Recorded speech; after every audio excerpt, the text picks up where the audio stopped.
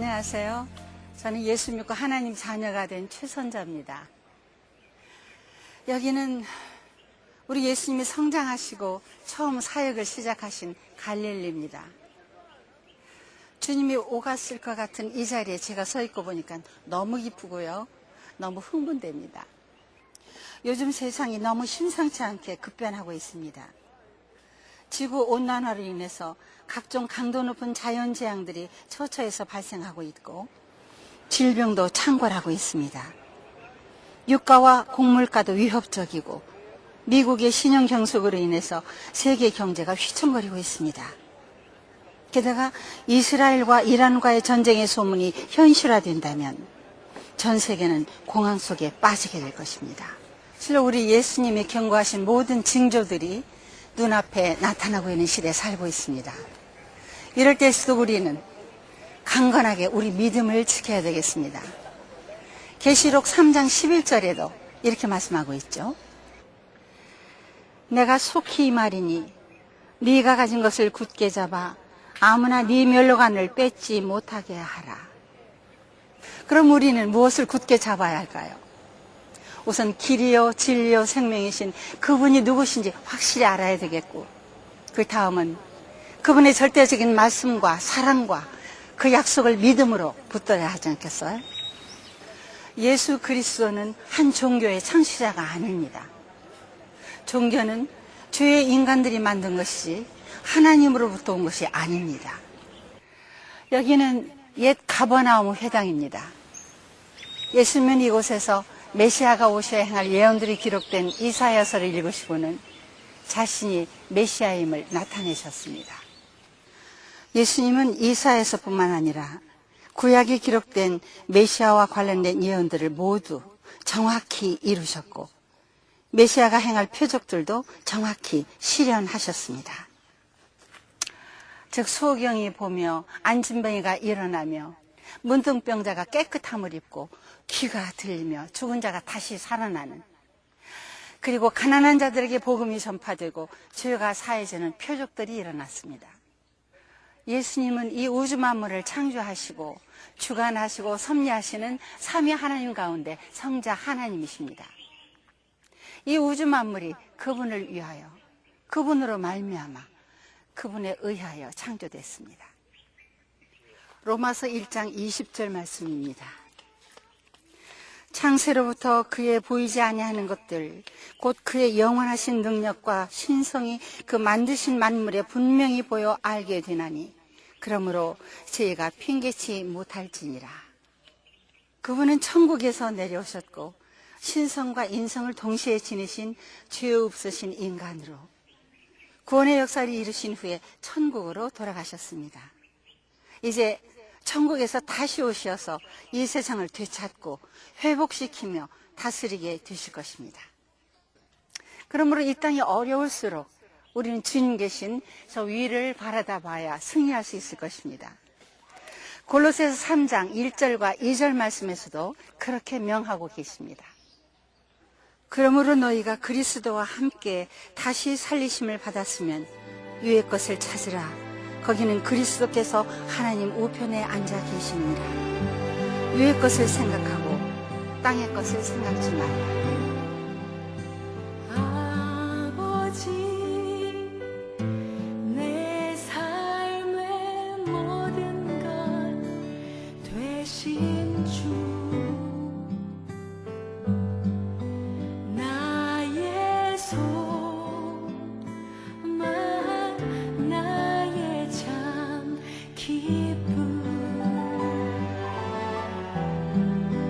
사랑아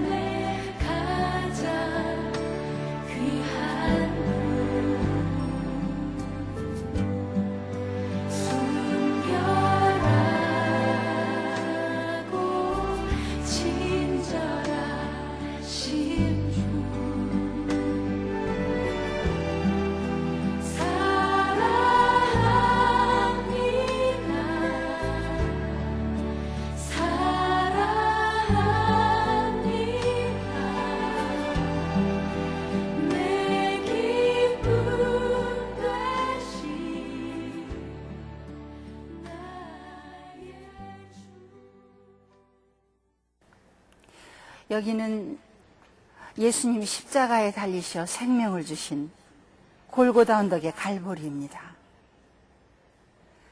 하나님의 구속사역은 다시 말해서 회복의 사역입니다.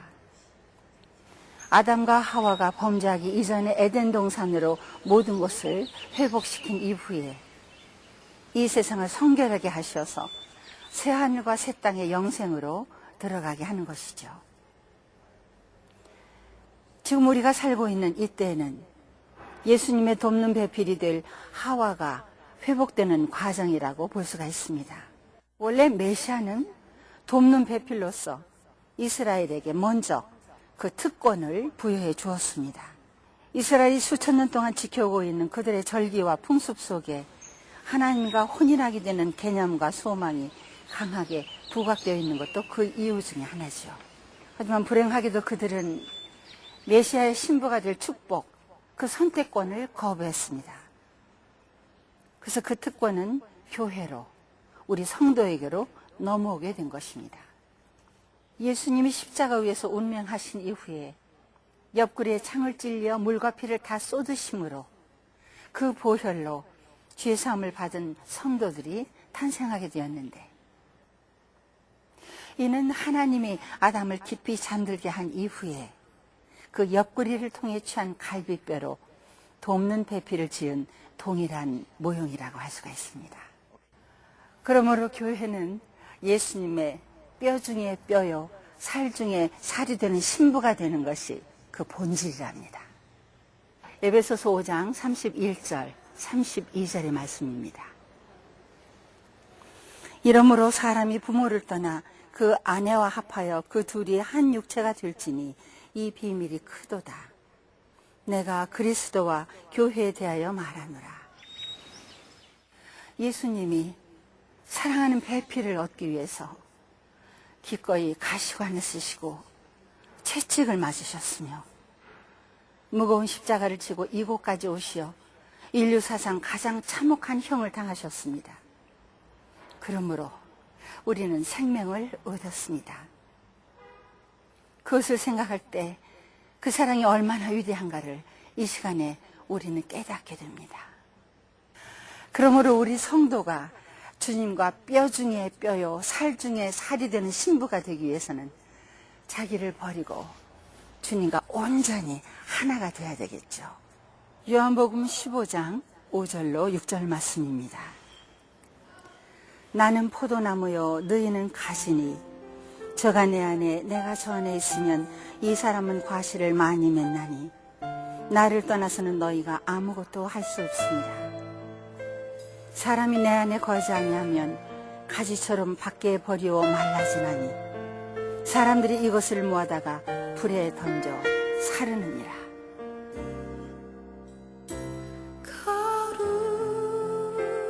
거룩하신 하나님 주께 감사드리세. 날 위해 이 땅에 오신 독생자 예수, 나의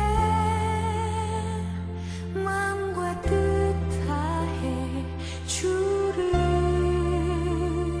사랑합니다. 날 위해 십자가 지신 독생자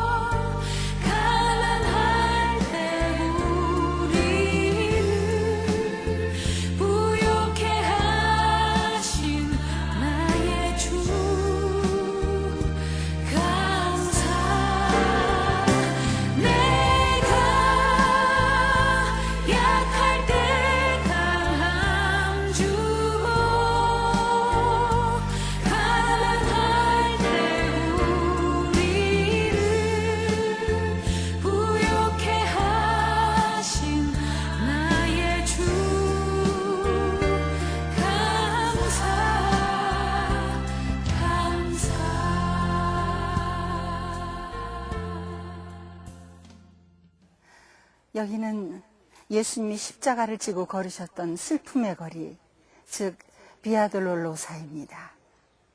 저는 여기서 고대 이스라엘의 결혼 풍습에 대해서 소개해드리고 싶습니다. 한 남성이 한 여인을 사랑하게 되면 그 남성은 그 여인의 부모를 찾아가서 이 케튜바라고 하는 혼인계약서를 보여드리게 됩니다. 이 케튜바 혼인계약서의 가장 중요한 조건은 신부를 데려가는 조건으로 지불할 가격입니다. 이 가격이 합의가 되면은 이제 예비 신랑과 예비 신부는 함께 포도주를 마시게 되고 그 가격을 지불하면은 이 예비 신랑은 부친의 집으로 돌아가서 함께 살 그 처소를 예비하게 됩니다. 우리가 교회에서 성만찬식을 거행할 때 포도주를 마시는 것은 우리 주님이 우리를 위해서 흘려주신 보혈을 의미하기도 하지만 또 다른 한편은 우리 성도가 우리 예수님과 약혼 상태인 것을 상기시켜주는 의식이기도 합니다. 그러므로 성도들은 주님과 약혼 상태에 있는 만큼 정말 춘향이처럼 순결한 절개를 지켜야 하는 것이며 결코 세상에 다시 나가 두 주인을 섬기는 죄에 빠져서는 안 될 것입니다. 근데 예수님이 우리를 신부로 맡기 위해서 지불하신 케튜바의 가격은 얼마였을까요? 그 가격은 자신의 생명이었습니다. 생명을 주기까지 우리를 사랑하시어 우리를 신부로 삼기 원하는 우리 자신들은 예수님의 피와 생명으로 삼바된 것입니다. 이 세상에서 아무리 한 남성이 한 여성을 지극히 사랑하여 아내로 삼기를 원한다 할지라도 자신의 생명을 주기까지 사랑하지는 못할 것입니다. 그러나 우리 주님은 그렇게 하셨습니다.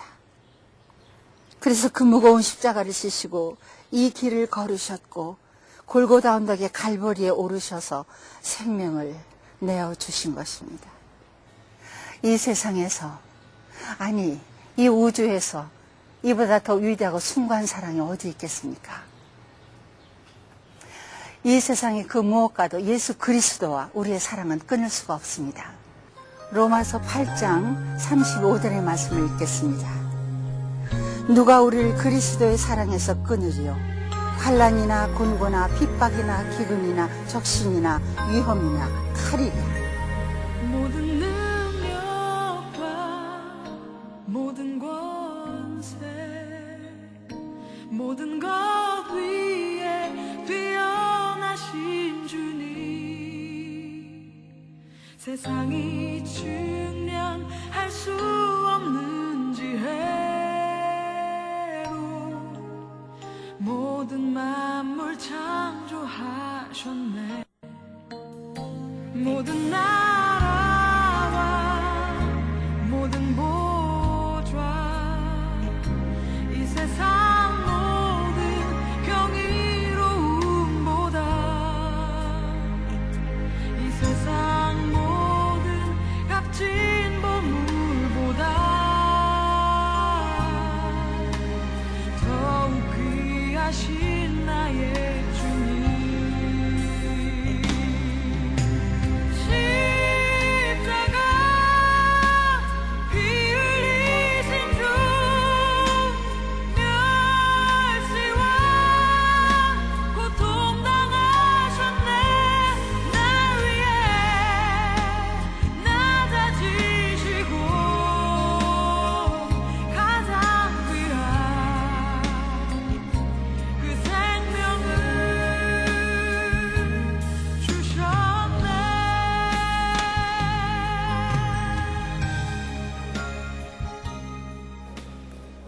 여기는 마가의 다락방입니다. 우리 주님께서 부활 승천하신 이후에 120문도가 저녁 기도에 힘쓸 때 오순절날이 이름에 한순간의 지체함도 없이 급하고 강한 바람처럼 성령이 임한 곳이죠. 그리고 우리 예수님이 마지막 6월절 만찬을 12제자와 함께 나눈 곳이죠. 6월절 만찬의 식은 이스라엘 백성이 하나님의 초자연적인 기적들에 의해 출애굽한 사건을 기념하기 위함이지만 이 의식에는 놀라운 구원의 진리가 상징되어 있답니다. 유태인 크리스찬 가정을 방문해서 6월절 만찬에 함께 동참해 보시겠습니다.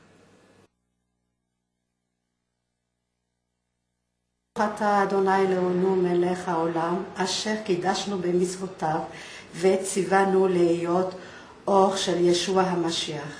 아멘. 아멘. 6월절 만찬은 제일 먼저 그 집안의 여인이 초에 불을 켜면서 시작됩니다. 이는 예수님이 여인을 통하여 이 세상에 빛으로 오셨음을 의미합니다. 6월절 동안에는 누룩이 들지 않은 무교병, 즉 맞자만을 먹어야 합니다. 누룩이 들지 않은 무교병 셋을 포개어 놓고 그 가운데 것을 꺼내서 쪼갭니다. 누룩은 죄를 상징하며 무교병 셋은 죄 없으신 삼위의 하나님을 상징합니다. 가운데 것을 꺼내 쪼개는 것은 성자 하나님이 육체를 찢으시는 고난을 당하시는 상징입니다. 쪼갠 무교병을 흰 리넨에 싸서 집안 어딘가에 감추게 됩니다. 이는 생명을 주신 예수님이 흰 세마포에 쌓여져 무덤 속에 묻히셨음을 상징합니다. 만찬 동안에 포도주를 4차례 마시게 되는데 첫 번째 지침의 잔, 성결의 잔, 구원의 잔, 찬양의 잔 이렇게 순서가 정해져 있습니다.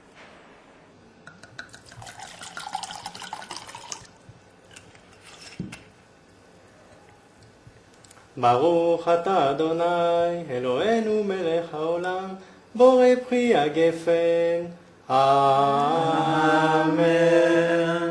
구원의 잔을 마실 때 감추었던 무교병을 찾아와 함께 나누게 됩니다.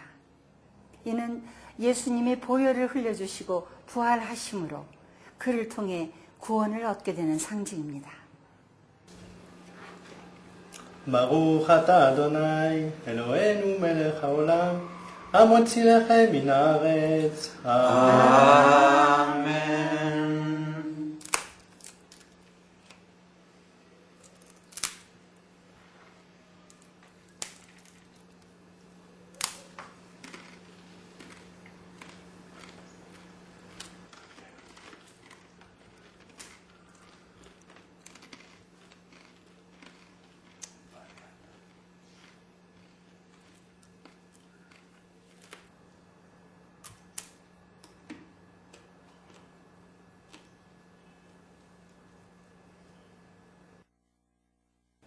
앞서 살펴본 대로 우리가 포도주를 마시는 것은 우리 주님의 보혈을 기념하는 것도 뜻이 있지만 또 한편으로는 우리가 예수님과 약혼 상태인 것을 늘 확인하고 그 사랑을 나누는 것입니다.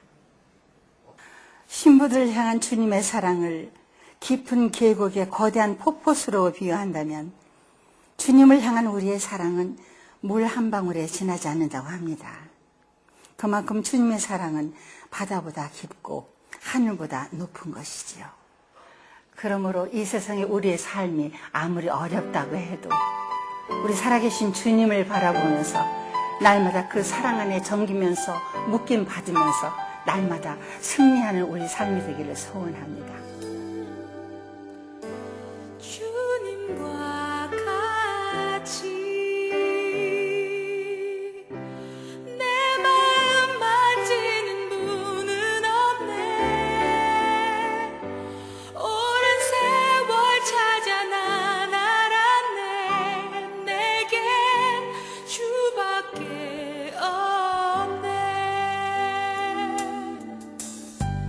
주님과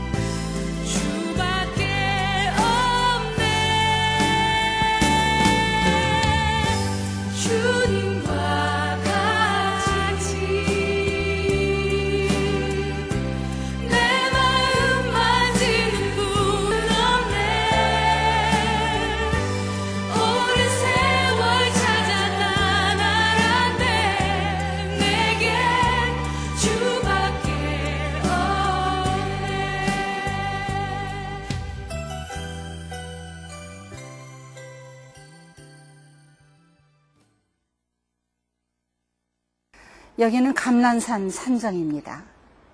예수님이 예루살렘을 내려다보시면서 우시었고 또 승천하신 장소이기도 하죠. 또 여기는 예수님이 어린 나귀를 타고 예루살렘으로 입성하신 길입니다. 여기서 이스라엘 민족의 절기들을 소개해드리기 원합니다. 이스라엘 민족은 매년 8가지 절기들을 꼭 지켜나갑니다. 봄엔 6월절, 무교절, 초실절을 연속으로 지키고 늦봄에 오순절을 지킵니다. 가을에는 나팔절, 속죄절, 장막절을 연속으로 지키고 늦가을에 수전절을 지킵니다. 봄에 지키는 절기들은 초림의 역사를 나타내고 가을에 지키는 절기들은 재림의 역사를 나타냅니다. 그래서 예수님은 초림 때 봄의 절기들을 시간까지 맞추어서 정확히 이루신 것이죠. 6월절 4일 전 고대 이스라엘의 제사장은 6월절에 희생시킬 어린 양을 택하여 백성에게 보이는 의식을 거행했습니다. 예수님께서도 6월절 4일 전에 종료주일날 예루살렘으로 입성하시면서 자신이 희생당할 하나님의 어린 양임을 백성에게 보이신 것입니다. 제사장은 어린 양을 검사한 후 흠이 없음을 백성에게 선포하게 됩니다. 예수님께서도 빌라도에게 신문을 받은 후 죄, 즉 흠이 없음이 선포되셨던 것입니다. 어린 양이 희생당하는 정확한 의미를 맞춰 예수님께서도 희생당하셨습니다. 6월절 날에 해가 지면서 무교절을 지키게 되는데 예수님께서도 해가 지면서 십자가로부터 내려져 하늘의 미랄로서 땅속에 묻히신 것입니다. 십자가형을 당하면 통상 3일에서 7일 동안 매달려 있다가 죽게 되는데 우리 예수님은 무교절에 묻히시는 타이밍을 맞추기 위해서 불과 6시간 만에 스스로 생명을 내어주셨던 것입니다. 그 후 초실절날 일찍 익은 보리 한 단을 추수해서 하나님께 연락하게 되는데 예수님께서도 초실절에 첫 열매로서 부활하신 것입니다.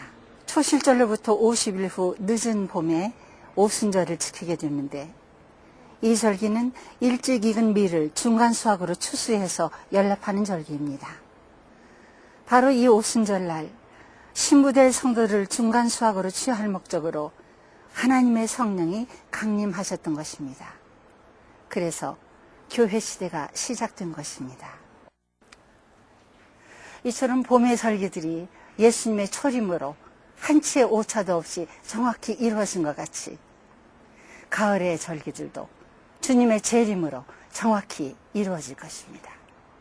즉 나팔절은 주님의 지상 재림을 나타내고 속죄절은 이스라엘 백성이 영원히 용서받게 됨을 나타내며 장막절은 이스라엘과 교회가 하나 되어서 함께 통치에 참여하게 됨을 의미합니다. 그리고 수전절은 새하늘과 새 땅의 영생을 의미하게 되는 것입니다. 이처럼 우리 주님이 재림하신다는 것은 절대적임을 알 수가 있습니다. 여기서 한 가지 흥미로운 일을 소개하고 싶습니다. 유태인의 크리스찬 산부인과 의사들이 놀라운 사실을 발견했다고 합니다. 이스라엘의 8가지 절기는 여인이 아이를 임신해서 출산할 때까지의 그 기간과 단계가 정확하게 일치한다는 사실을 발견했다고 합니다.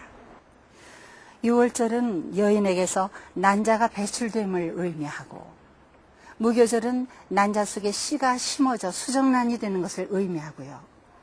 초실절은 수정란이 자궁으로 이동하여 착상하게 됨을 의미하고 오순절은 태아가 인간의 얼굴 모습을 처음 갖게 되는 단계와 의미가 같다고 합니다.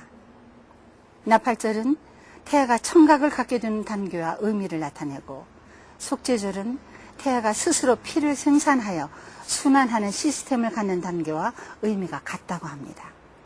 태아는 모든 영양소를 산모로부터 공급을 받습니다. 그런데 피만은 스스로 생산해서 순환을 합니다. 예수 그리스도께서 여인의 몸에 잉태돼서 세상에 나오시지만 죄 없이 출산되기 위하여서 우리 아버지 하나님께서 피만은 유전되지 않도록 디자인하신 것입니다.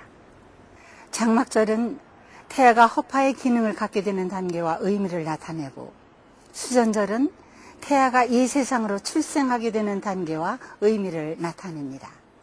6월절부터 수전절까지 9개월인데 임신부터 출산까지의 기간도 정확하게 9개월로 일치합니다. 전지전능하신 하나님은 우리 인간이 육적으로 태어나는 것과 예수 그리스도를 만나서 영적으로 태어나서 영생으로 들어가는 그 과정을 동일하게 디자인하신 것이죠. 예수 그리스도를 중심으로 우주 만물이 창조되었음을 입증하는 대목이죠. 결국 이 세상에 태어나는 모든 사람들은 육과 영의 전쟁을 치루어야 하는데, 우리는 예수 그리스도를 통하여서 영으로 거듭나고 영으로 승리해야만 영광의 영생으로 들어가게 되는 것입니다. 이처럼 이 우주 만물의 중심이시요 신랑 되시는 예수님이 이제 머지않아 만왕의 왕으로 이 땅에 오실 것을 생각하면 가슴이 뛰지 않을 수가 없습니다. 근데 오늘날 많은 성도들이 믿음과 사랑과 인내를 버리고 세상으로 돌아가는 현상으로 인해 우리 주님은 얼마나 가슴 아파하시고 슬퍼하시는지 모를 일입니다. 그래서 우리 모두는 주님께서 에베소 교회에 명했듯이 첫사랑을 회복해야 할 것입니다. 앞서 우리는 이스라엘의 고대 결혼 풍습을 소개해드렸습니다. 처소를 다 예비한 예비신랑은 신부를 데려오라는 부친의 명이 떨어지면 그때까지 성결한 절개를 지키며 인내로 기다리고 있던 예비 신부에게 찾아와 처소를 함께 돌아가게 되며 7일간의 허니문을 거쳐 결혼잔치를 베풀고 기업을 함께 이어나가게 되는 것입니다. 이처럼 이스라엘의 뿌리를 잘 알게 될 때 우리의 신앙도 뿌리를 깊게 내려 강건한 믿음으로 재무장하게 되는 것입니다. 그러므로 절대 믿음과 사랑을 버리지 말고 끝까지 승리하는 우리 모두가 되기를 바랍니다. 요한복음 14장 1절로 3절의 말씀입니다.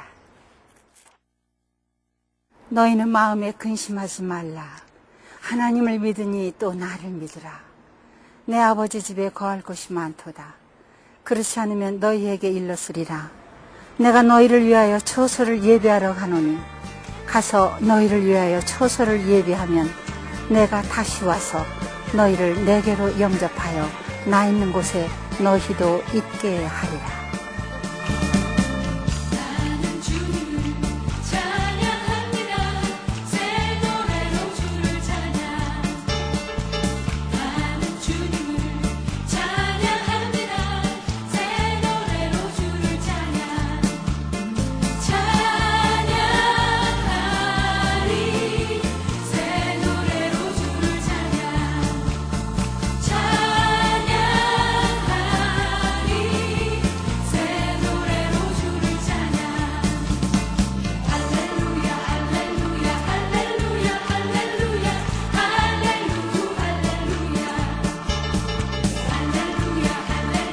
할렐루야 할렐루야 할렐루야.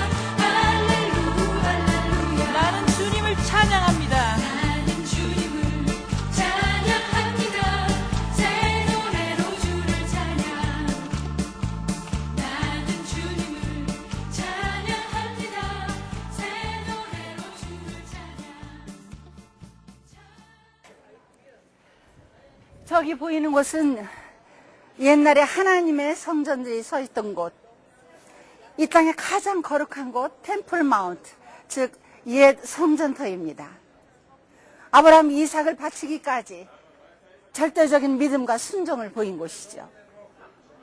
그러나 불행하게도 솔로몬의 제1성전과 수르바벨 제2성전이 모두 파괴됐고 그 거룩한 자리에 이스라엘의 우상이 저렇게 우뚝 서 있습니다.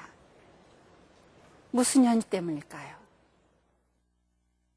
제사장들과 백성이 우상숭배의 죄악을 범하면서도 끝내 회개가 돌아오지 않을 때 하나님은 자신의 몸된 성전일지라도 원수에게 내주어서 파괴되도록 허락하시는 것입니다. 솔로몬의 제1성전은 BC 586년 바벨론의 느부갓네살 왕에 의해서 파괴됐고, 스룹바벨의 제2성전은 AD 70년 로마군의 티토 장군에 의해서 파괴됐습니다. 근데 이 두 성전들이 600년 이상의 세월을 두고 파괴됐지만 동일한 아부월의 9일 날 파괴가 됐던 것입니다. 이스라엘 민족은 이날을 가장 수치의 날로 여기면서 금식하고 예레미야 애가를 낭송하면서 성전터의 주의를 행진합니다. 이 두 성전이 동일한 날에 파괴된 배경은 하나님께서 아주 중요한 메시지를 우리에게 주시기 위함입니다. 하나님의 구속사역은 성전을 통해서 이루어지는데, 성전이 우상 숭배로 계속 더럽혀지고 경고에도 불구하고 그 부정함이 지속될 때 끝내는 우리 아버지께서 파괴되도록 허락하시는 것입니다. 예수님이 부활 승천하시고 하나님의 성령이 강림하신 이후로는 우리 성도들의 심령이 성전이 됐습니다. 그러므로 각 성도들은 심령의 성전이 우상 숭배로 더럽혀지지 않도록 해야 하며, 주님의 보혈로 성령의 충만함과 말씀과 기도와 찬양으로 성전을 성결케 해서 항상 주님의 빛과 영광으로 차고 넘치게 해야 하는 것입니다. 그렇지 않으면 환란의 연단에 내던져질 수 있음을 우리는 명심해야 합니다. 고린도전서 3장 16절, 17절 말씀입니다. 너희가 하나님의 성전인 것과 하나님의 성령이 너희 안에 거하시는 것을 알지 못하느냐. 누구든지 하나님의 성전을 더럽히면 하나님이 그 사람을 멸하시리라. 하나님의 성전은 거룩하니 너희도 그러하리라. 주여 나를 고치소서, 새롭게 만드소서. 주여 나를 빚으소서, 주님의 형상으로 내 안에 있는 모든 더러운 죄 씻어 주시옵소서. 오 주님, 이전 것은 지나고 새 피조물 되도록 은혜 부어주소서.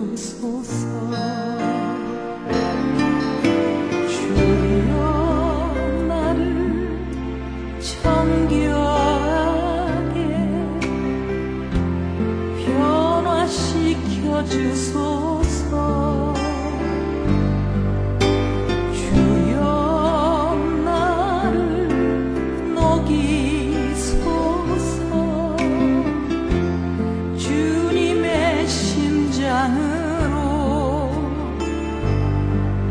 내 안에 있는 모든 더러운 죄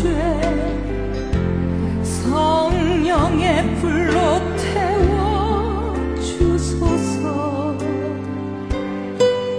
이전 것은 지나고 새 피조물 되도록 은혜 부어주소서.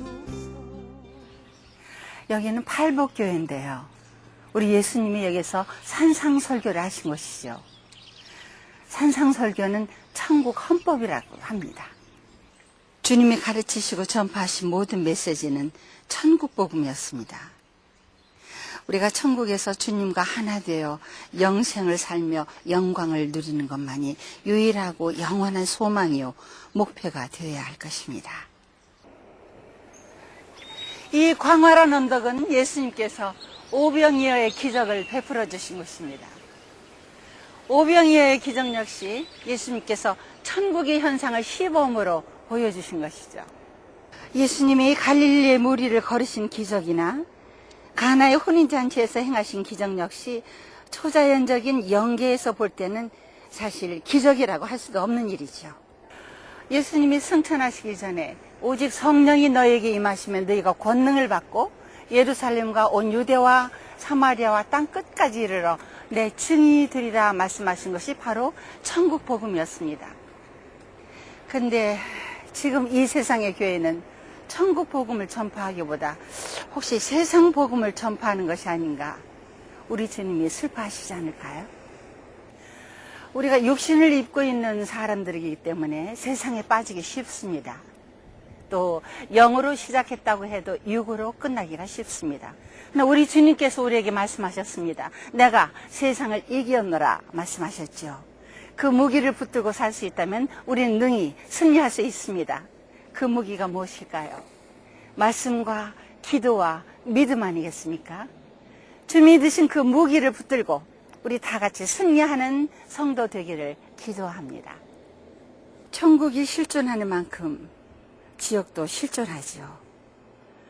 이 세상의 빛과 어두움, 낮과 밤이 실존하는 현상은 천국과 지옥이 실존함을 보여주는 증거입니다.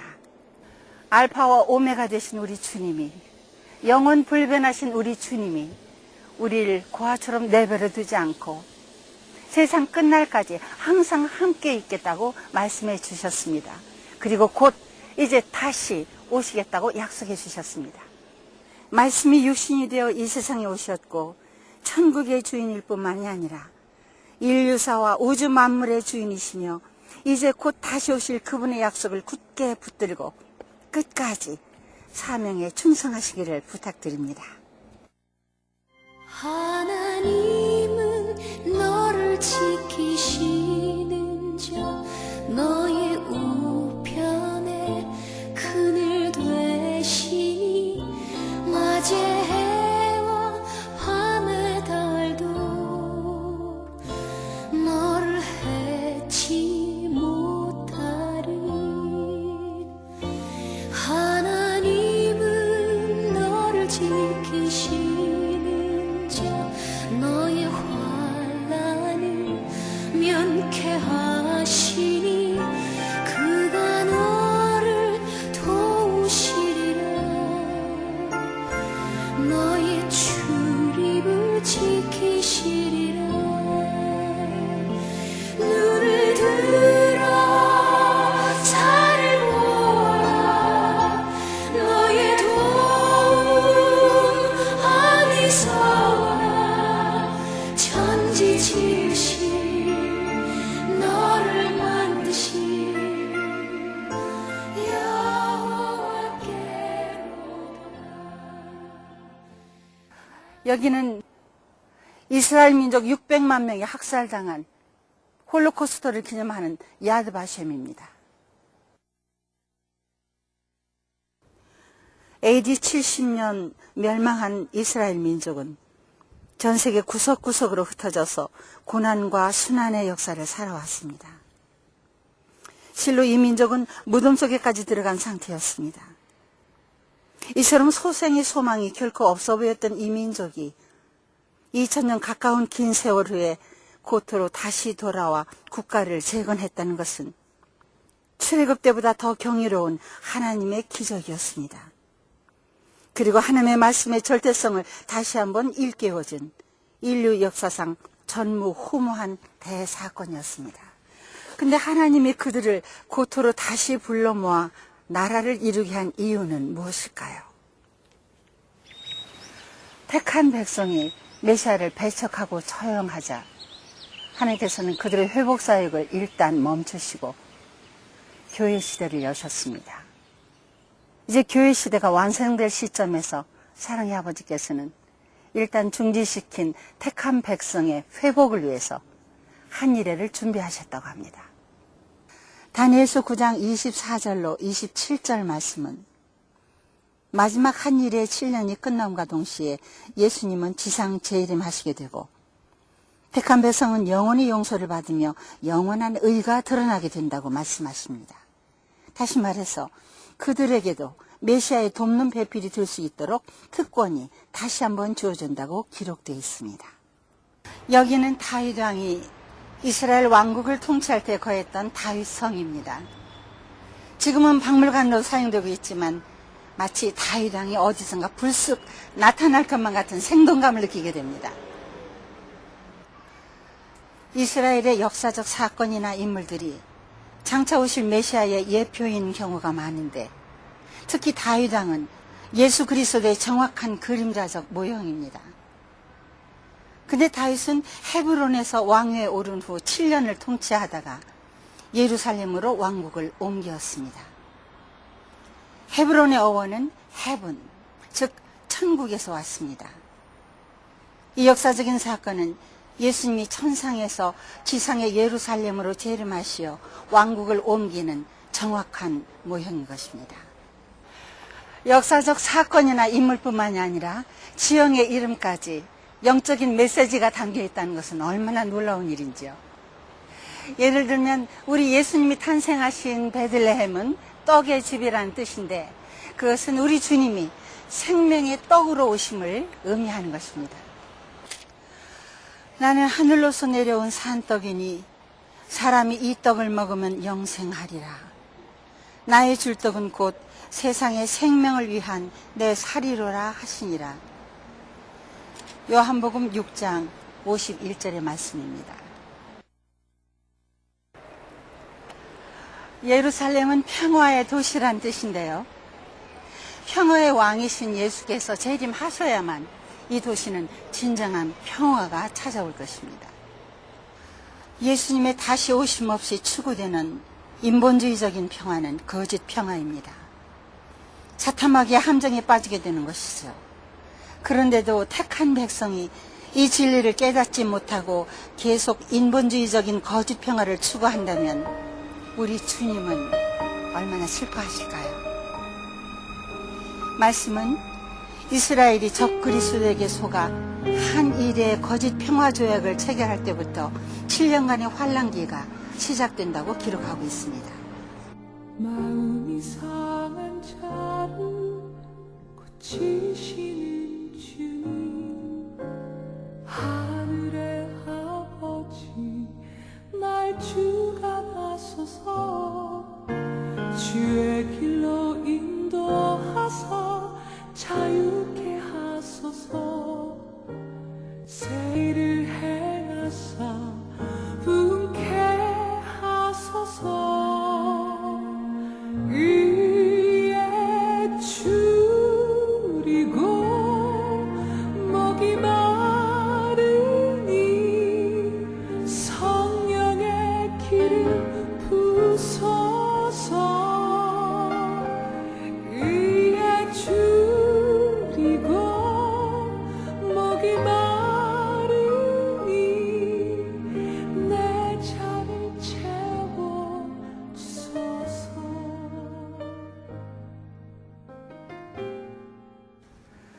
여기는 이스라엘 백성 1000여 명이 로마 병에게 항거하다가 끝내는 모두 자결해버린 비극적인 장소 마사다입니다. 이스라엘 군인들은 물론 일반 사람들도 이곳에 찾아와서 우리의 미래의 마사다는 절대 다시 없다, 이렇게 맹세한다고 합니다. 그러나 영적으로 무죄하면 육적으로 아무리 맹세하고 무장한들 결국 패배하게 됩니다. 그래서 호세아에서는 깨닫지 못하는 민족은 패망하리라, 그렇게 말씀하고 계십니다. 그래서 멸망당해 전 세계로 흩어졌던 택한 백성을 하나님이 고토로 불러 모아서 강성 국가로 성장케 해주었지만 아직도 영적 눈을 뜨지 못한 채 그동안 여러 차례 최종 평화 조약을 맺기 위해서 시도하고 있음을 볼 때 하나님이 이스라엘을 다시 다루시기 시작할 때가 정녕 멀지 않았음을 실감케 합니다. 예수님을 메시아로 믿고 영접하는 이스라엘 크리스찬들이 늘어나고 있고 그들의 교회들이 증가일로 있는 것을 볼 때 실로 마지막 때가 가까워졌음을 실감할 수 있습니다. 예수님은 무화과나무의 비유를 배우라고 명하셨습니다. 무화과나무는 이스라엘을 상징합니다. 그러므로 우리는 이스라엘을 힘써 알고 지켜보아야 하는 의무가 있는 것입니다. 초림 당시 예수님을 배척했던 중심 세력이 사내들인 공회였습니다.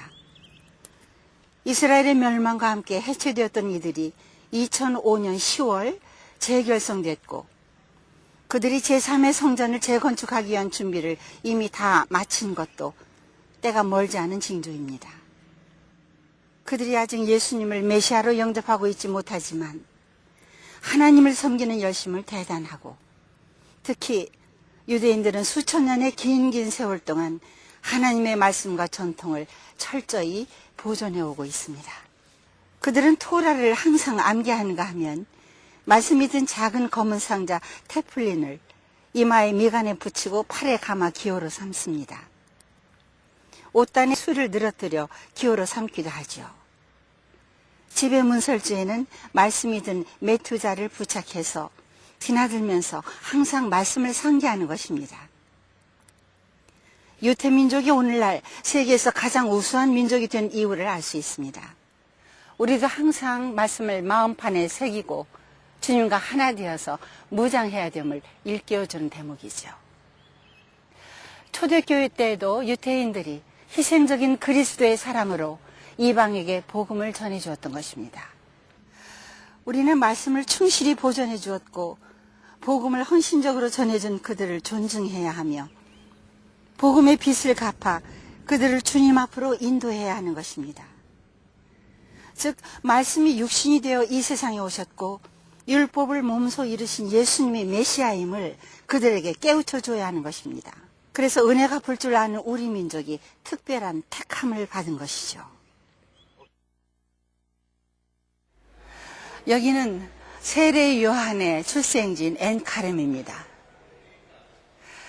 예수님의 초림의 첩경이 세례 요한에 의해서 예비됐다면 예수님이 다시 오시는 재림의 첩경이 준비되면 우리 한국에 사명이 주어졌다고 생각합니다.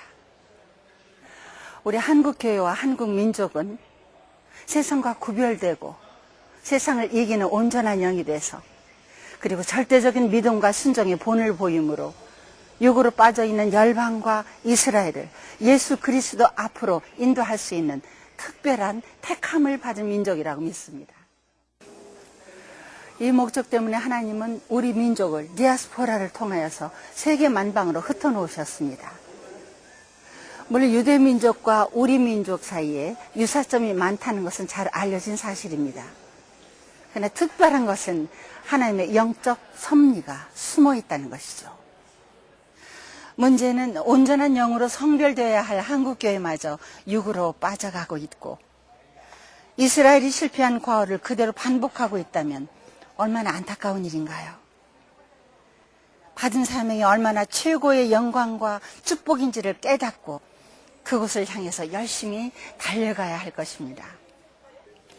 죄를 올무로 인류를 인질로 잡고 있고 이 세상에서 불법적인 권세를 누리고 있는 사탄 마귀는 자기의 때가 얼마 남지 않았음을 알고 총력을 다해 속이고 빼앗고 멸망시키기 위해 광분하고 있습니다.